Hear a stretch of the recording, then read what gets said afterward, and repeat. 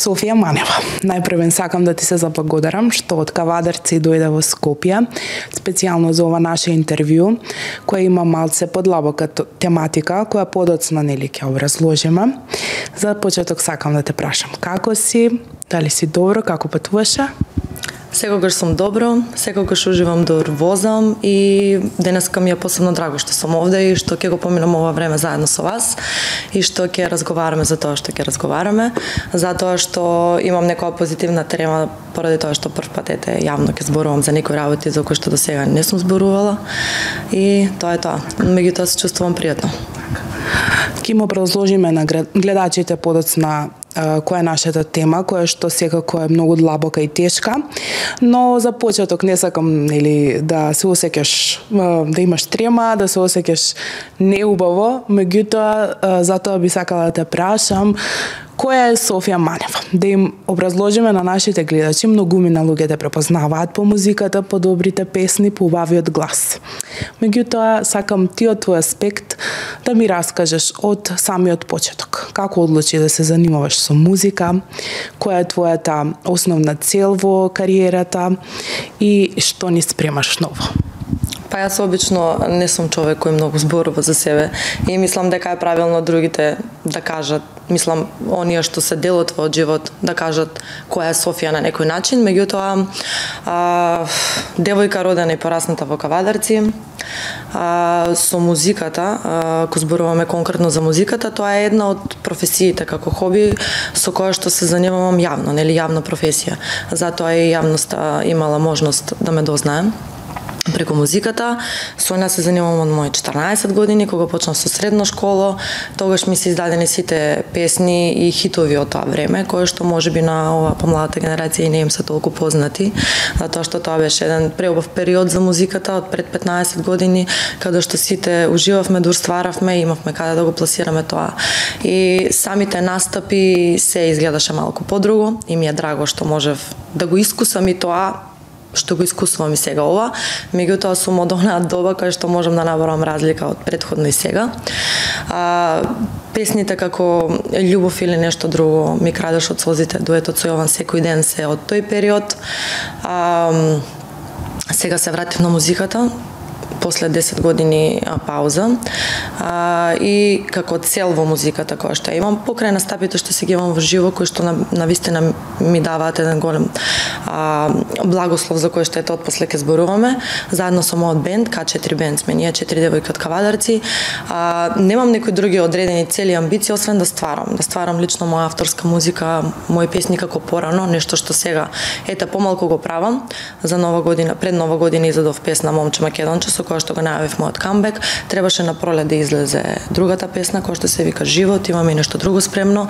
Меѓутоа некако работите што се случува во нашата земја и не ми ги пролонгира тие планови за издавање на новата песна, која што се надевам дека сега ќе биде есента. Во врска со музиката, тоа е, значи не сум нешто конкретна некоја цел. Мислам дека сакам да им го дадам на луѓето да имаат добри песни за слушање, кога ќе се расположени да слушаат македонска музика, да имаат што да си пуштат и да уживаат во истото. Мене многу ме интересира луѓето кои што настапуваат со бендови, најчесто се група, знаеме, од мажи и жени, најчесто има пеачка, има луѓе кои што свират на инструменти, претежно мажи, меѓутоа твојот бенд е сосема поразличен. Вие сте сите само жени, како дојде до таа идеја и зошто?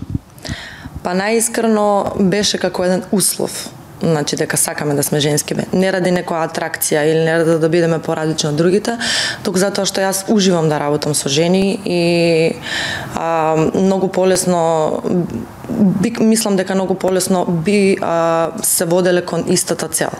За среќа мојот бенд е мојата втора фамилија, не само што се само жени, туку и сме многу генерацијски различни, а сите сме енергетско и духовно и на секаков начин кликнати на некоја средина заедничка.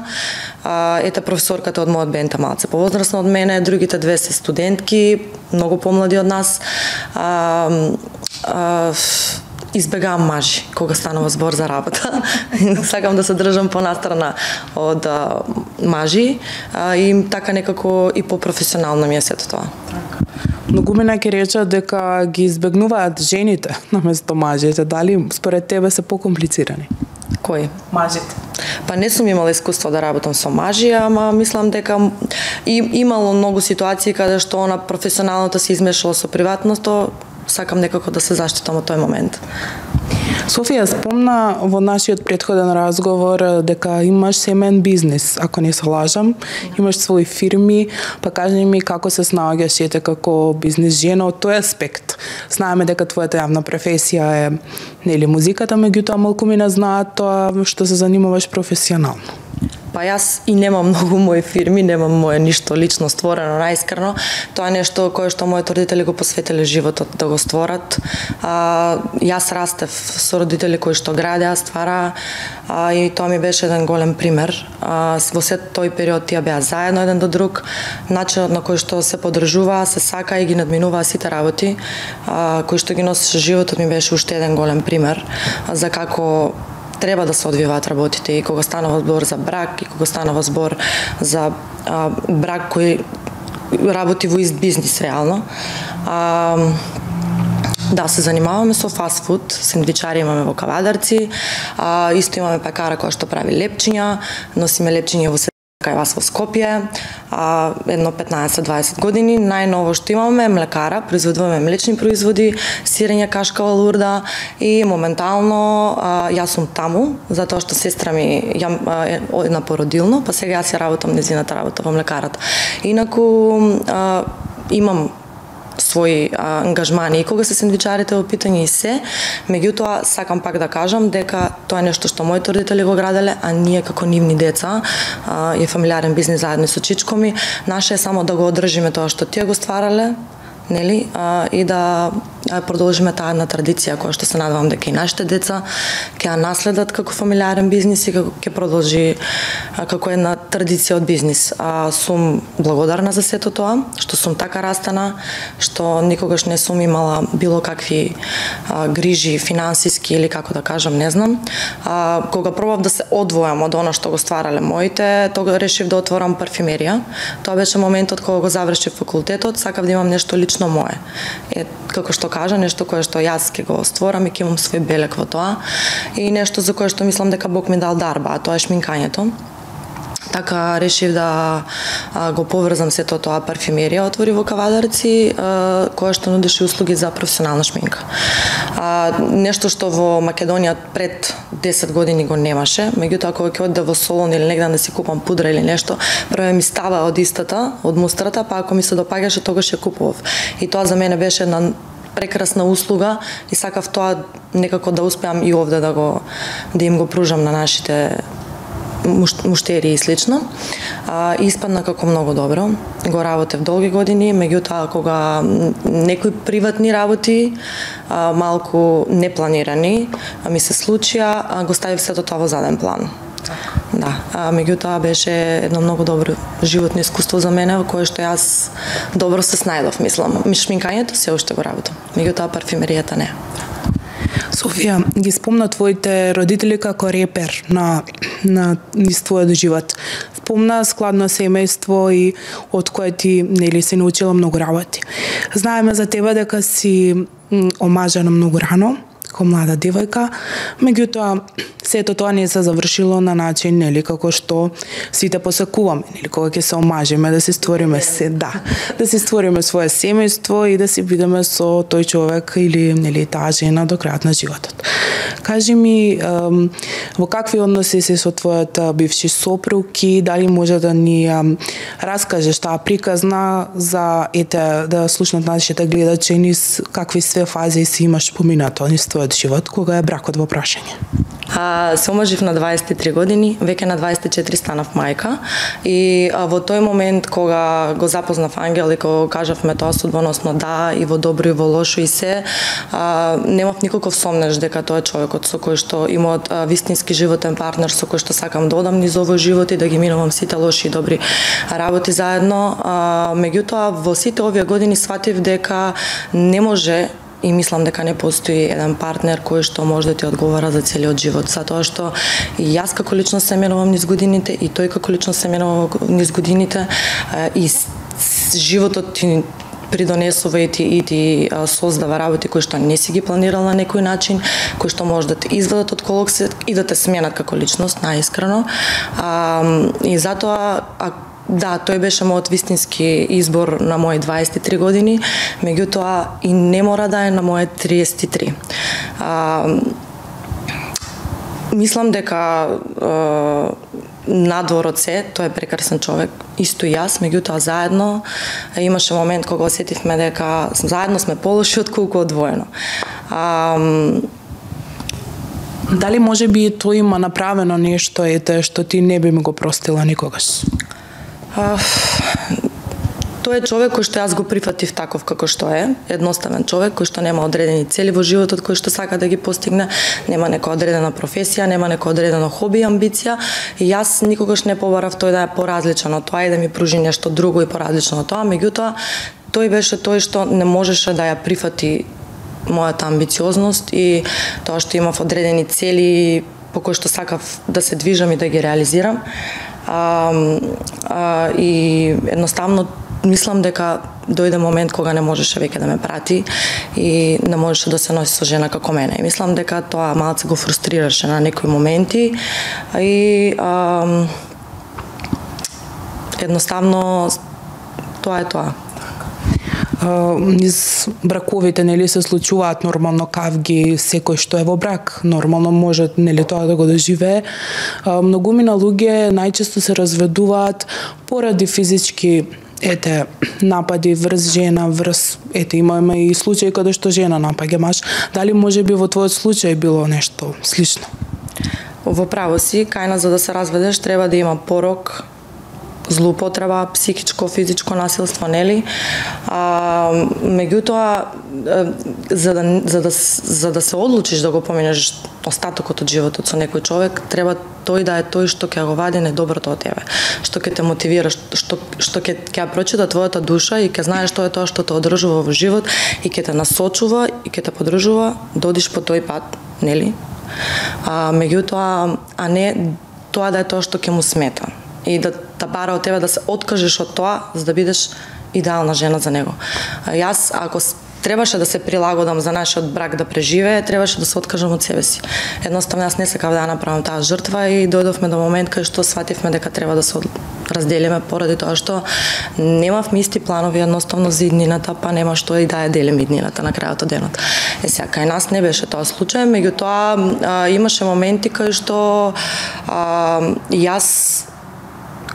имаше момент кога сватив дека е готово, кога не беше тој првата личност на која што сакав да сјавам кога имав успех. Не беше ни првата личност на која што сакав да сјавам кога бев во непријатна ситуација, кога ми требаше помош, кога бев тажна или да споделам, значи ниту доброто, ниту не беше првата личност на која што ми текнуваше да сјавам. Тогаш сватив дека овде е готово. И дека едноставно нема нешто што те држи веќе за тој човек и нема поголема причина од тоа да се прекине брак. Не сите тие работи што ги спомнав, да, имаше моменти кога што јас очекував од него како сопруг тој да е горд на мене, да е среќен што има жена како мене, што се грижи за себе си, што сака да ствара, што него лежи така денот. Јас постојано размислувам, постојано имам некој проект на кој што работам и имам цел да ја остварам. Но за жал, од тој што ти е дома, партнер, наидував на многу почесто на критика, на коментари, па дури на некој начин како потценувачки и смејувачки, и мислам дека непочита кон нештото е нешто што најмногу може да те одбие од човек. Значи, ние жените некако се водиме и живееме по тоа да сме почитувани, сакани, не дека тој не бил тука за мене, меѓутоа првен ќе ти искритикува и после рече дај сега што сакам да помогнам. Кога некој, тоа исто кога некој да ти удри шамар и ти рече после дојде да те гушнам, на никој не му треба таа прегратка од после. И тоа е тоа што на пример мене на некој начин ме одвои од него емоционално. И тоа беше и причината за развод. Дали може би бил љубоморен во многу случаи? Па не, у глобала, значи сега да не звучам лошо, реално не. Многу често тој го чуваше нашето дете, дури јас бев на настапи, тоа е вистина. И у глобала тој не лош човек, е предобар татко, е добар човек, меѓутоа не е мажот кој ми е мене потребен и не е сопругот кој може да ми го даде тоа што ми е мене потребно. Не можеше да ме прочита на некој начин, иако му бев дома и му бев пред очи. Меѓутоа сега да не излезе, да не се сватиме грешка, не е дека јас на првата препрека реков крај овде готово. Кога ќе речеш со некој во добро и во лошо, не можеш туку така да кренеш раци, колку и да си свесен дека некои работи не се како што треба, дека заслужуваш подобро, дека и така натки.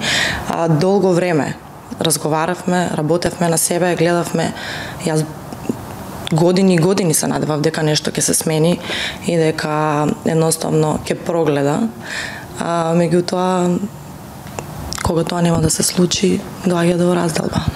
Софија, би те прашала вака директно како жена на жена, дали некогаш тој посегнал физички да те нападне тебе? Па не. Дали си искрена во ова што ми го кажуваш? Да. Не ми изгледа така. Не. Добро, вред. Како, дали ти би простила и те, доколку твојот партнер би те нападнал физички? Не. Мислам за се може да се разбереме. Многу е битно работите кога ги кажуваш како ќе ги кажеш, па макар и да си критика, многу е битно како ќе ја кажеш таа критика. Имаш две страни. За да биде прифатена, треба да ја кажеш на нормален начин. Јас прифаќам и критики, коментари нормално, меѓутоа те прашувам ова затоа што има многу случаи на светот еве и околу нас што се случуваат. Значи што тоа е најголемата причина нормално за развод. Те има многу жени што трпат семејно насилство, а не го пријавуваат тоа. Па те прашувам чисто, нели, за да дадеме некоја полка и некоја мотивација кон жените кои што тоа го трпат. Па мислам дека тоа доаѓа од љубовта кон себе. Мислам дека треба да не се вреднуваш и сакаш себе си и тогаш оставаш простор да човек така те третира и да мисли дека ти го заслужуваш тоа и да ти го прави тоа. И едноставно ти затоа и го надминуваш тоа и живееш со тоа. Така да не сум дел од тие жени. Така. Софија, би сакала да целиме кон нашата тема за која што првично сме нели тука. Ете малце на почетокот од овој разговор луѓето има прилика да те запознаат малце подетално, многумина те знаат, нели, како што спомнав на почетокот и по музиката те препознаваат и на социјалните мрежи, меѓутоа малкумина знаат каков товар носи зад себе. За жал, за тоа што зборуваш многу ретко, во јавноста за прв пат, нели? Да, ќе кажеме оваа тема. Вака, твоето детенце, значи, има метаболичка болест, која што, ете, ти го, мислам, ја носиш, нели, силно на твојот грб. Поминуваш, ете, јас приватно знам, пошто разговаравме, нели, пред интервјуто, низ какви све препреки поминуваш и како сето тоа си го доживеала низ годините. Па би сакала за почеток да ми раскажеш како започна тоа, како ја дознавте оваа болест, како се соочи со тоа. Ќе поминеме низ разговорот низ многу теми, меѓутоа за почеток кажи ми, ете, како откривте дека твоето детенце има таа состојба. Да се надоврзаме на претходната тема, кога ќе зборуваме дека сум го минувала сето ова и сум минувала препреки и такви моменти, едноставно и самиот брак ти минува ни сите тие работи. Петар е едно прекрасно дете, кој што е роден во 2017, моментално има 8 години, и е роден здрав и прав, буквално. Меѓутоа, е испуштено кај него да се направи еден скрининг од раѓање, кој што се прави сегден во светот, е задолжително со закон да се направи со капка крв земање од пета, се прави скрининг за 3 метаболни болести. Зошто е задолжителен? Затоа што ако детето има една од тие метаболни болести, на мајка ти се кажува во првите 48 часа од раѓањето, за да знае дека не смее да го дои, не смее да му дава адаптирано млеко и се останато со текот на животот во врска со храната, и на тоа дете му се дава специјална формула од која што ќе се храни и слично, за да не дојде до проблемите до кои што јас дојдов со Петар. Станува збор за метаболно заболување, каде што ензимот во црниот дроб кој што го обработува протеинот, не протеинот како протеин, туку аминокиселините кои што ги содржи протеинот, тој ензим не ги обработува во телото. кај него го има ензимот, меѓутоа не работи. Значи работи 20%. Немаш тоа како да го откриеш пред да го родиш детето, немаш како да го откриеш од кога ќе го родиш, можеш да го откриеш само со тој скрининг во првата ден од раѓање. Со таа капка крв. Тој скрининг кошта 3 евра. Меѓутоа Петар е дете каде што е испуштен случај на кој што не му е направен тој скрининг кога е роден. Така ние живеевме во незнање дека детето ја има го има тоа метаболно заболување. Јас како мајка од првата ден во раѓање почнав да си го доам, потоа му давав дохрана, му давав постепено каква храна требаше да несува таква, затоа што не бевме свесни дека уствари сето тоа за него е отров. Тоа беше на момент каде што јас требаше да го приватам дека јас го доев Петар до 18 месеци, а уствари тоа било секојдневно негово труење. Што се случува кога тој ензим нема да обработи таа аминокиселина која што содржи протеинот, се ствараат токсини и отрови кои што за жал директно во мозокот и горат неврони. Невроните се тие во мозокот кои што поврзуваат информација, поврзуваат левата десната хемисфера. Од тоа зависи дете како размислува, што разбира, како реагира, како возвраќа. Тука е говор, тука е логичко размислување, тука е се. Значи, се е од невроните. За жал, отровот во телото кој што останува од тие аминокиселини гори неврони во мозокот. И сега само ќе ви кажам дека јас тоа го открив на негови 2 години. Значи, до 2 години Петар беше труен. А ние не сме знаеле дека го правиме тоа со секој негов оброк. Јас како мајка по книга, прво дете на млади години се водев реално по книга и мислам дека сите млади мајки денеска така го имав она бебе прерачник на 6 месеци ова, на 4 она, на 9 ова. Значи се што сум мислела дека е најдобро за моето дете, за жал во неговата диагноза било уназадување. Петар почнав да го приметувам дека се одвојува од другите деца баш на тие неколку 7-8 месеци кога почнав да му воведувам храна. И тоа што го правел до тогаш што едноставно престана да го прави. Ако седел, престана да седе. Ако кревал врат, престана да крева врат. Ако имал фокус, го изгуби фокусот. Ако ме гледал, реагирал на нешто, престана да реагира и тогаш иако нема со кој друго дете да го споредам, иако не бев свесна како треба да изгледа текове на развој на едно дете, во мене нешто преработи и веќе на 8 месеци јас бев во болница на развоен терапевт да видам што се случува со моето дете. Тој до толку беше самиот отров, тука да се надоврзам, не му дозволуваше да спие повеќе од 45 минути. Тоа беше другото нешто што ме загрижува, што е постојано плачеше и кога беше буден само кенка, дека нешто како нешто да го боле, а не го боле ништо. Ќе проба да спие после 45 минути се буди, значи буквално имаше некој немир во него константен. Кај нас детето е урочено, пошто он е реално ретко многу убаво дете, сане дека е мое, ама стварно кога и да излезав со него, сите го застанува и тоа го коментира, урочено е, па тргнав и по тој пат да му баат. Нема врска, отидов на развоен терапевт и терапевката беше многу изненадена како јас на мој 24 години доаѓам овде како загрижена мајка на само 8 месеци. Она ми вика, мајките не очекуваат ништо од своите деца на 8 месеци, знаеш, што и да е, ми вика, пошто си дојде на волку рано, ќе се реши.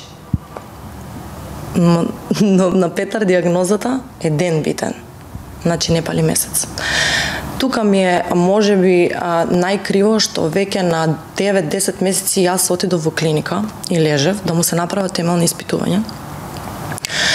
И му реков само едно нешто. Се што постои на овој свет, се испитајте. Сакам од тука кога излезам за 2 недели да знам точно што го мачи моето дете. Зашто не може да спие, зашто не може да се развива. Значи се што постои како тест направете. Тие му испитаа се, освен овој скрининг. Тоа е еден обичен аминокиселински статус кој што се прави со мокрајче и крв. Меѓутоа треба да му текне на некој дека треба да го испита. Ние правевме толку сериозни испитувања од магнет до ЕГ до се.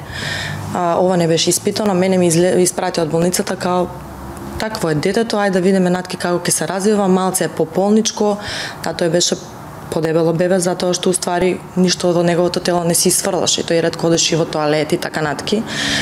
Целото тело му задржуваше валјде и течности и како и да е. Видов дека овде не можам ништо, следно беше Србија, отидовме во Белград, му правеа подетелни испитувања и некои синдроми, значи се испитуваше, не идовме на ништо. Бев во Бугарија. Во Бугарија ми рекоа дека нешто, уште кога го видов на врата, нешто метаболно, меѓутоа он веќе имаше 14 месеци кога јас стигнав до Бугарија. Од таму реков одиме Турција, затоа што слушнам дека во Турција прават најдобри подетални испитувања, што, например, на Балканот ги нема. Кога отидов таму во Турција и кога му дадов папката на докторот, што се јас имам испитано, тој само вака погледна и вика, јас немам веќе што да испитам. Тука останува збор да само направам еден генетски тест кој што и да е, ќе покаже. Меѓутоа, тие сите, колку и да тоа назадуваше развојот, беа свесни дека не е аутизам, затоа што тој го назадуваше и физички. Сега тука во сето ова време, дури јас одев на овие испитувања, тоа одеше секој ден на физикална, затоа што не лазеше, не одеше. Сакам да кажам дека го имаше и тој моторен застој, не само интелектуален. Генетскиот тест се чека со месеци и излезе да точно на неговиот втор роден ден мене на мејл ми стигна неговиот генетски тест. И дека он го има ова заболување метаболно. Кога ми се јави докторот, само ми рече, никогаш во мојот живот не сум бил пошокиран дека може да е ова толку едноставно и просто испитување, и ми вика, сега сватив зошто во твојата папка има се освен ова, затоа што ми вика, ова испитување сега во светот задолжително. Ти кој доктор да си чукнала на врата, сите никој не помислил да ти го преиспита ова, затоа што мисла дека на Петар му испитано од раѓање. Кога го видов тестот, прво што направив, отворив на интернет да видам како ова во Македонија не е направено, и сватив дека дури сте биле Југославија било задолжително, како што е сегден у светот задолжително, можда уште 2-3 земји арапски. Ми вели, меѓутоа, кога сте се остамостиле дека како Македонија укинато да е направено само на 2 новороденчиња по случаен избор. И вика, сега сваќам дека Петар е само еден испуштен случај во вашата земја. И јас не бев свесна тоа што ми зборува наискрено. Не знав ни за какво заболување, сега што треба да правиме, се лечи или не се лечи. Само му реков каков доктор треба да барам и кај треба да одам. Тоа што ми го кажа докторот со диагнозата, наискрено видов дека во Македонија нема стручен доктор за оваа диагноза. Да отпосле да сванам дека се само 7 деца на ниво на Македонија. Сега можда овие години има и уште некое друго, меѓутоа до пред некоја година беа само 7 деца. Реално е ретко метаболно заболување. Можда и затоа скринингот не е задолжителен, али тоа не е причина да не е задолжителен. Најблиско што најдов стручен доктор за ова беше Бугарија, Софија, во државната болница, и Петар е дете со двојно државјанство, среќа. Има бугарско државјанство исто така, и јас буквално утредента бев во Бугарија во клиниката. Таму ме соочија со реалноста и со тоа со што треба да се борам до крајот на мојот живот. Меѓутоа, колку и да беше тешко од една страна тоа да се прифати, толку и ми олесна, затоа што јас после 2 години првпат сватив со што се борам. Најтешко е кога не знаеш што има на детето, не знаеш од каде си овие симптоми и не знаеш, немочен си тука да помогнеш, немочен си да промениш било што. И самиот страф од непознато е многу потежок отколку прифаќањето на реалноста, барем според мене, не знам. Докторката која што не прими во Бугарија ми рече, ова за да сватиш што треба да правиш, вика, пошто е за цел живот, ќе ти викнам, вика, мајки, значи он има цело оделение за деца само со оваа диагноза, има 200 деца во Бугарија и нема ниту едно испуштено. Значи јас немав со кого да споредам како ќе биде моето дете, затоа што таму сите деца се од првата ден од раѓање знаат откриени. И таму нема ниту едно дете со проблем. Сите деца имаат иста диагноза како мојот дете, ама сите се без никаков ментален проблем и слично, затоа што ниту една ден нивниот мозок не е троен. Не дошло ред да се направи пропуст. Она ми ги викна тие мајки што можеа да дојдат, знаеш, му напиша во групата, дојдоа на 20 жени со сите нивни деца. Јас ги запознав децата со диагноза како моето дете, кој е прво во математика, кој е прво во ракомет, сите здрави, прави, преубави деца, среќни, различни само по храна. Дали ме разбираш? Различни од другите луѓе само по храна, затоа што ова не е диагноза која што ти можеш да ја излечиш. Едноставно ензимот не работи и ти не му го даваш тоа што он не го обработува и ти немаш проблем, немаш труење на мозокот. Кога го даваш тоа, тогаш доаѓаш до ситуација до која што дојде моето дете. И кога дојдоа мајките, не ми беше јасно зашто доаѓаат со кутии полни храна. Да во тој момент тие ме седна и ми кажа, слушај, за нашите деца нема храна.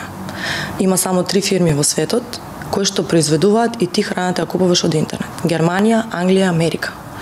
Дур да порачаш, дур да стигне, дур да почне твоето дете да јади, ќе помине месец дена.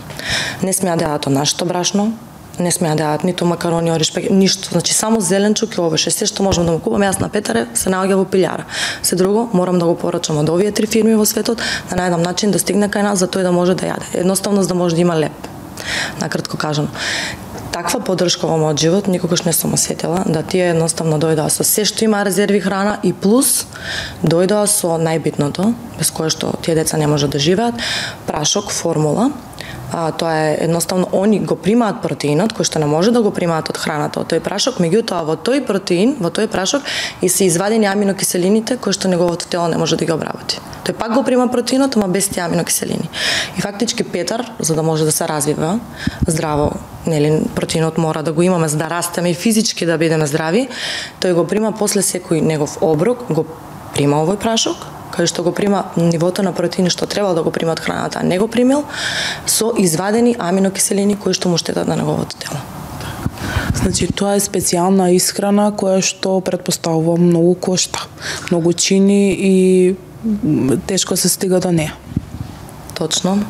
Тоа ни го нарекуваат диета, као диета за цел живот.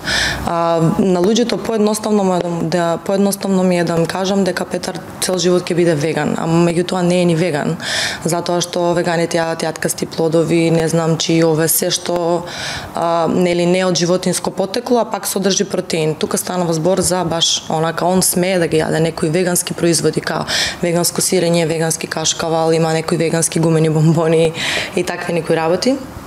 Меѓутоа не е веган, е малце по-ризично од тоа. Нашиот леп има многу протеини, пченката и слично, значи неговиот леп, неговото брашно, од кој што му правиме секој ден леп, се извадени сите тие работи кои што му сметаат и кога ми праша за цената, ако едно пакетче брашно кај нас, за нас е 20 денари, 50 колку е, за него е 1200. Сега имаш 3-4 фирми кои што произведуваат храна за него и може да си купиш брашно за 600, 800 или 1000 денари.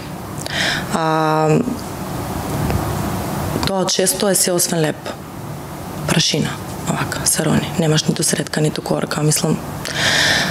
Овде станува збор да фала му на Господ во сето ова лошо, што финансискиот терет, јас притисок за како ќе ги набавам овие работи го немам. Меѓутоа, останатите фамилии со кои што комуницирам и се знам, не се во исто состојба како мене. Месечно за Петар да може да јаде, ти требаат од 500-700 евра. За да можеш да му купиш се. Станува збор за, нели, брашно, ориз, шпагети, макарони, тоа се основните работи, каде што во сите други земји на Балканот ти ги купуваш, државата ти ги рефундира. Како основно средство за да може тоа дете, нели, да има да се прехрани. Се останато што ти ќе си купиш спаѓа во луксус. Ако можеш да си го дозволиш, го има детето, ако не, нели, не е неопходно. Тука станува збор за неопходните работи. Сега едино кај нас теретот го сносуваме сами ние, финансискиот терет. Мислам дека овде Сдруженијето за ретки болести треба да поработи малце на тоа, да некако со државата се договорат, барем овие основни прехранбени производи да му се дадат на фамилиите, да не треба да се купуваат, за да остане простор да се купат другите работи, како што се грицки. Значи, они имаат смеси за мафини, имаат смеси за палачинки, имаат замени за јајце, имаат специјално млеко. Значи, они имаат се што можеш ти да посакаш денеска да си купиш од маркет, меѓутоа можеш да го купиш од тие фирми, од интернет, по таа цена, за да може, затоа што е извадено тоа што му смета на нивното тело. Сега, ако сакаш да си дозволиш да има се, тоа кошта многу. Меѓутоа, ако државата ги ослободи од теретот за овие основните прехранбени производи, мислам дека секој родител ќе може да си дозволи да има неговото дете се за јадење. Софија, кажи ми колку прогресираше болеста кај Петар од втората година од кога ја откривте до сега, нели? Ми спомна дека има 8 години. Да, па во моментот кога открив јас, кога разговарав со докторката, таа ми рече, Рачане, дека стави си во глава дека твоето дете како од овој момент да се родило. Значи се што било до сега во овие 2 години, се што слушал, се што гледал, се што сте се трудели околу него, се што сте правеле, едноставно тој отров му брише меморијата. Тој имал константно вртоглавици, имал константни главоболки. Тоа беше одговорот на сите оние работи што јас нели се прашував зашто постојано плаче, зашто постојано има некој немир. Таа првен ми рече дека потребни се 6 месеци да се исчисти телото од тие токсини, да тој престане да ги има тие вртоглавици, главоболки. Ми рече рачане дека тој од тогаш ќе почне да меморира, да памти, да приметува и да му се врати фокусот во очите и слично. Така да можам да кажам дека моментот кога откривме доста лоша беше неговата состојба, меѓутоа тој после 4 месеци преоде. Тоа беше она момент кога ни изненади сите дека првен стана посрекно дете, стана порасположено дете, почна да има поредовен сон, потоа се пушти да сака да лазе, и на крај преоде. Веќе на 2,5 години одеше, се качуваше скали и слично. Од тогаш што се консултирав со доктори, прашував што можеме сега ние да правиме. Океј, јас цела година ми требаше првен да ја научам неговата диета. Значи имаме протеини во овош и во зеленчук. Значи он и во овош и во зеленчук има одредени грамажи од одредени производи кои што до тука може да ги јади и повеќе од тоа не. Како прво, се што ќе му сготвев, требаше да го измерам, да видам дали ја надминувам границата, па да го убедам да го изеде истото. Имам проблем да ја пие формулата затоа што не е воопшто вкусна. Имав проблем со тоа да научам да готвам постние, веќе кажам, манџи, за тоа да има разновидна храна секој ден, да ги прифати тие вкусови, да научам да го правам неговиот леб, да научам да му правам мафини, палачинки, вафли, се што е за него, да ги научам веб страните, па како да ја донесам таа храна во Македонија. Значи јас 6 месеци на некој начин се борев со ова, се дур веќе од око знам што од колку смее, веќе не рачунаме. Меѓутоа бевме со вагата и бевме со пенкалото и рачунавме секој ден пред било што тој да стави во уста. Тоа беше таа адаптација, дур ни се адаптиравме на тоа, тој се ослободи од и сега од 2,5 години кога дојде во некоја посвежа состојба, ни препорачаа дека немаме што да правиме, освен да работиме со дефектолог логопед. Значи единствено нешто што тој може да го надмине тој застој во развојот и овие 2 години како да не живеел едноставно, значи ништо во неговата меморија ми рече дека докторката немала останато. Она ми рече ова може да се надмине само со многу работа, многу посветеност, родителска труд, љубов и сето тоа. Во тоа време во Кавадарци и немаше некој дефектолошки логопедски центар, немаше физикален центар, кај што затоа што тој мораше да продолжи да оди на физикална, да научи да скока на трамболина, да се качува по скали, да надминува пречки. Значи сите тие тоа е еден цел моторички сегмент на развој, другиот е психички. Одлучивме да одиме во Скопје, затоа што Скопје нудеше се, мислам многу повеќе од Кавадарци. И така нашиот живот се претвори во едно секојдневно патување Скопје, Кавадарци, Кавадарци, Скопје. Буквално секој ден 6 дена во неделата. Тоа беше периодот каде што јас ја запоставив мојата професија, што беше парфимеријата, ја дадов други да ја работат, едноставно не бев ни во градот. Станувавме, се пакувавме од пелени до храна, на топло, на ладно, во кола, спиел, разбуди го, не дал максимум на часот, од часот однеси го на неурофидбек третмани, тоа се третмани со електрична енергија во мозокот, каде што многу точки ги стабилизираат, затоа што тој имаше и немирно еге од отровите.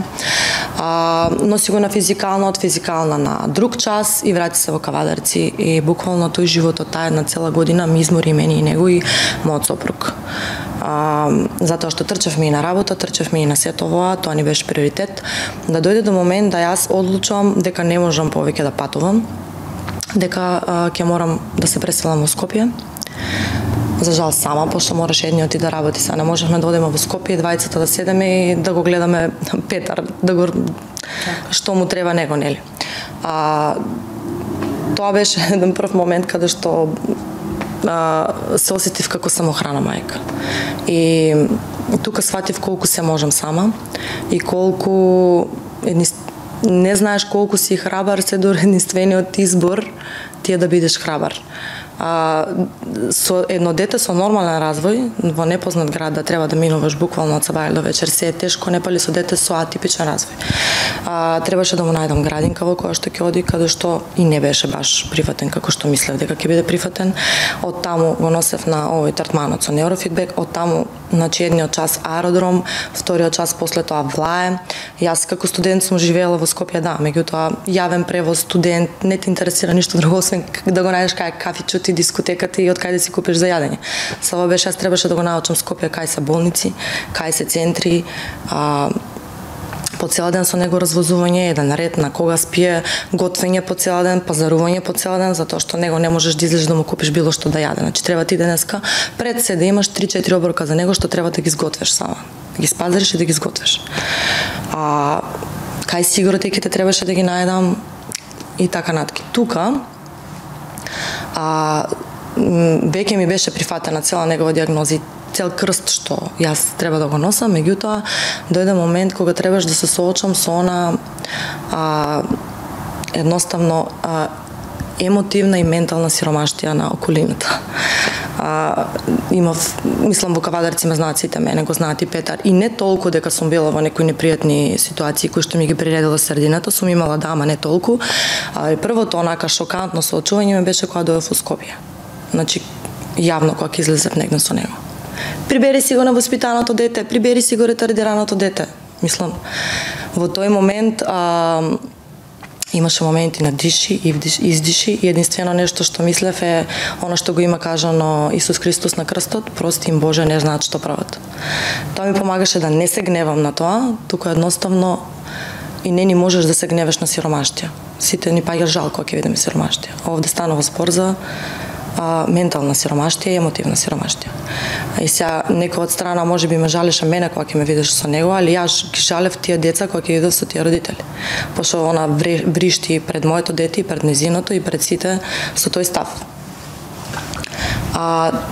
Тука во таа година во Скопје, јас реално минејќи го сето тоа сама со него, многу се запознав себе си, пораснав многу јас заедно со него. Ја развив нашата конекција на некое подруго ниво со него и тука едноставно станав многу свесна за тоа за мене и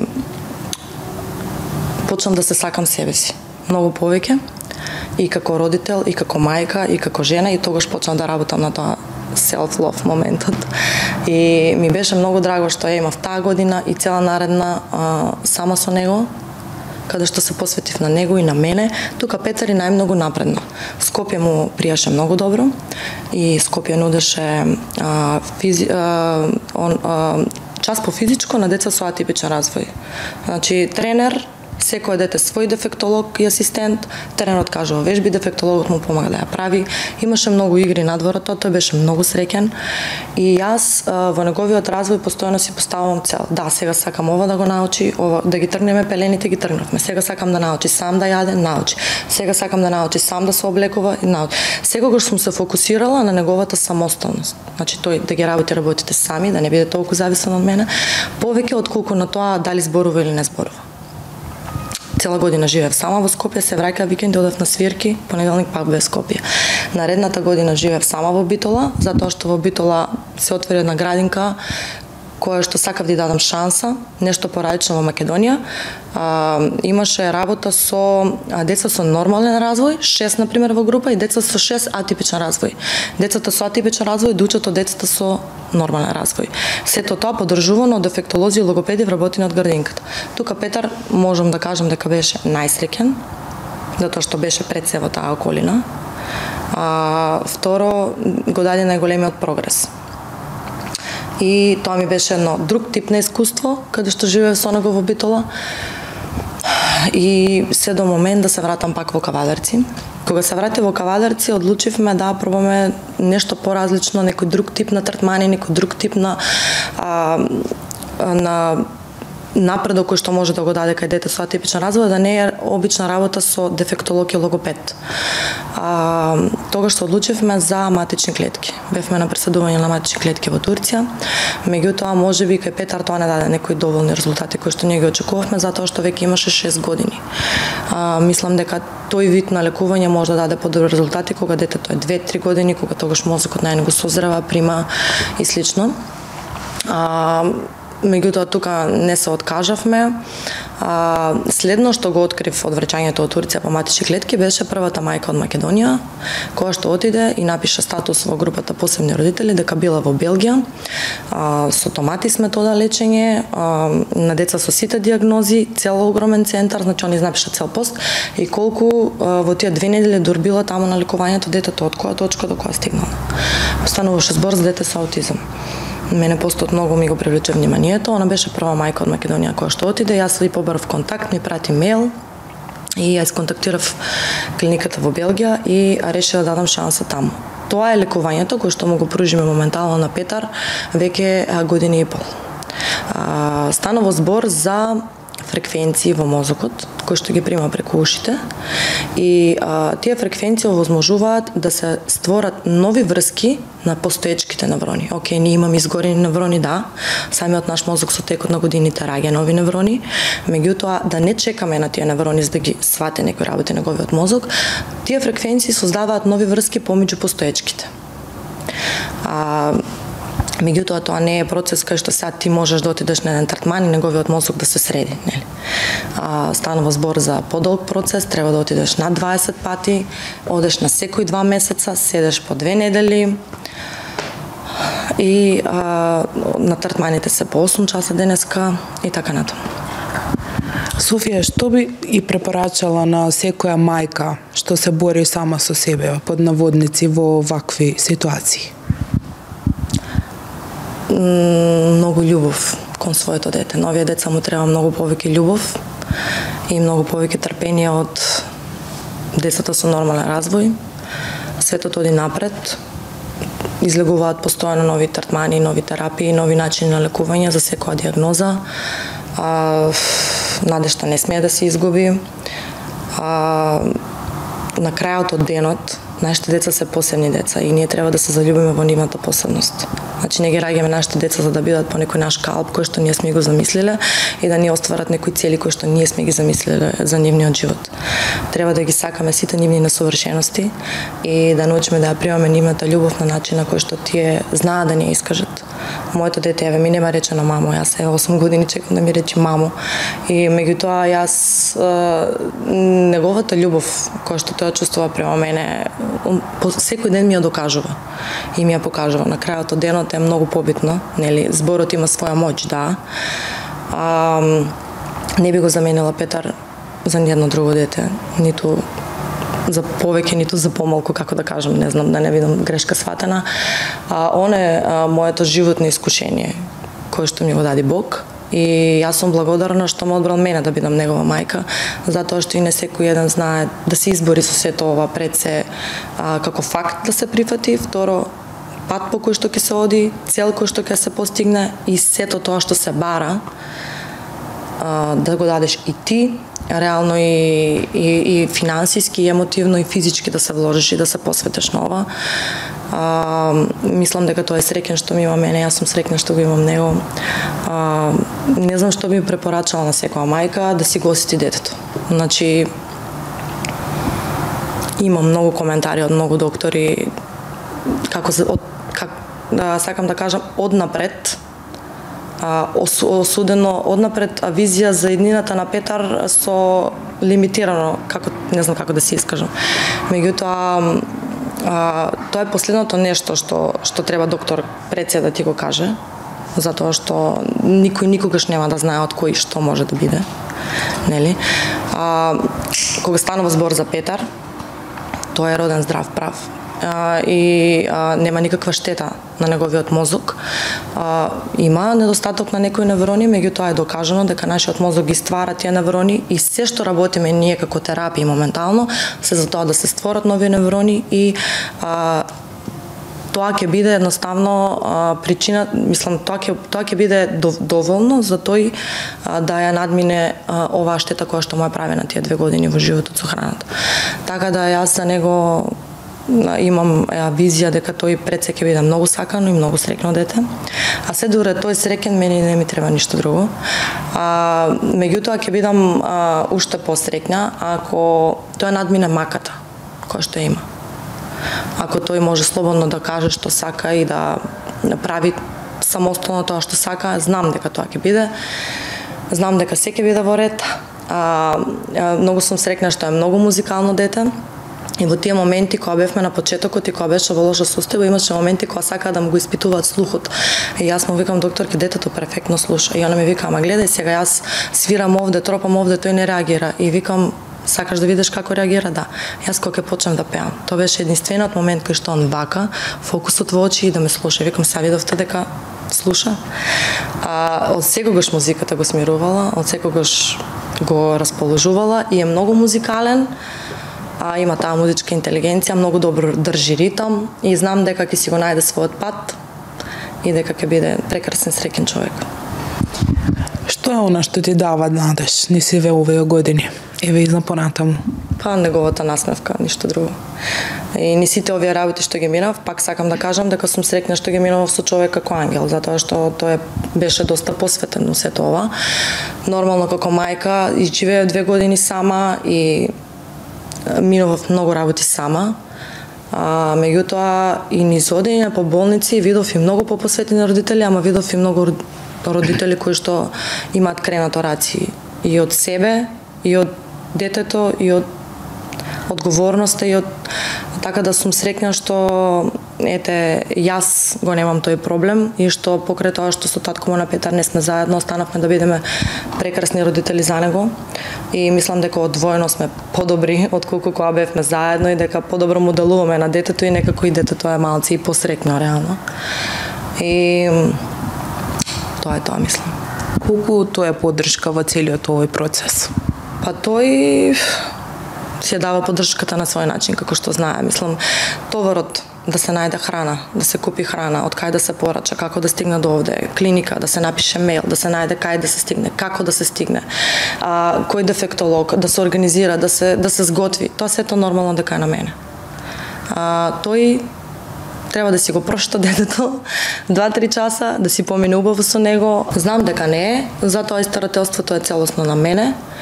Јас сум таа што со која што Петар живее и која што е тотално одговорна за него. Тој минува секој ден по 2-3 часа со него во текот на денот, кај што си минува во време татко син. Му дава љубовта која што му треба на Петар од татко и тоа е тоа. И финансиската и физичката присутност и емотивната, другото се е на мене. Жена може све сама. Јас можеби до тој момент не бев свесна, се дур стварно не заминав сама во друг град со него. Во состојбата во која што беше тој едноставно кога сам на себе ќе си докажеш дека можеш се сам, отпосле буквално си глув за се друго што ќе слушнеш. Софија, дали ти сметаш дека си репер за тоа колку една жена може се сама да створи, да направи и уствари колку таа е моќна? Жена може се сама, посебно кога станува збор за своето дете, оде до крај на свет. Мислам дека сите тоа во себе го носиме како мајки. Можеби не сме биле во ситуација да си го докажеме пред себе и да требало да го правиме на дело, меѓутоа било која да се најде во таква ситуација, да. Можеби не бев свесна дека го можам сето тоа, се дур не сум се нашла во ситуација да се борам со сето тоа сама. Сум се изборила и кога ќе се докажеш на себе, веќе немаш потреба да му докажуваш на останатите што си минувал и едноставно си глув за било кој друг коментар или мислење за работите што ги правиш. Меѓутоа морам да кажам дека овде беам и моите родители. Пред се психичка поддршка, значи мораш да имаш некој со кој што ќе споделиш се што ти носи денот. Беа голема финансиска поддршка, беа голема емотивна поддршка. Татко ми е многу посветен на ова, а реално он ни ги даваше секогаш насоките, истражуваше што е ново, што се случува во светот, кај треба да се оди, кај ги има најдобрите третмани, кај се најдобрите доктори, кај се најдобрите клиники. Затоа што јас реално повеќе фокусирана на ова што треба да се јади, кај треба да се оди, што татко ми своето слободно време па го имаше некако како целина. Сите заедно учествуваме по патот на кој што се движиме во врска со Петар. Меѓутоа жена дека може се сама може. Софија, за крај би те прашала која е твојата најголема желба во животот? Па сите околу мене кои што ги имам да бидеме здрави, живи реално, да му се радуваме на животот секој ден, секој ден да ни е благослов, да му овозможам на моето дете безгрижно детство, нормален развој, тие основни работи кои што реално доаѓаат од срце. Тоа е тоа. Многу ти благодарам за овој разговор. Мислам дека начинавме многу теми кои што се корисни, може и поучни за многу од нас. Исто така дадовме храброст на многу мајки, родители, татковци кои што се борат со ретки болести и вакви заболувања. И сакам да ти се заблагодарам многу што одлучи токму со Hype Македонија да ја споделиш твојата животна приказна, твојот товар што го носиш зад себе, а што малкуми не го знаат. Мислам дека од сега луѓето ќе видат вистински која е Софија Манева. Мене ми е драго што се отвори баш пред вас.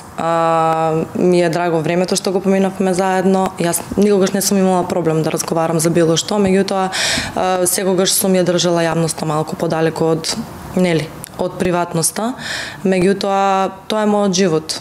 Тоа е мојот живот, тоа е мојата реалност за која што јас сум среќна. Затоа што и во на лошото реално си изградив себе си и научив многу за себе си, се запознав себе си и не би го сменила за ниедно друго искуство. Драго ми е што научив како да се носам со се што животот ти нуди. Се надевам дека во иднина ќе продолжам исто да можам да се сносам со се што животот и натаму ќе ни нуди. Ми беше многу драго што се дружевме денеска и се надевам дека ќе се видиме пак за некои други разговори, слични на овие, па макар и за музиката и така натаму. Очекуваме со нови проекти, со убави теми и само убави изненадувања од твоја страна. Се надевам јас.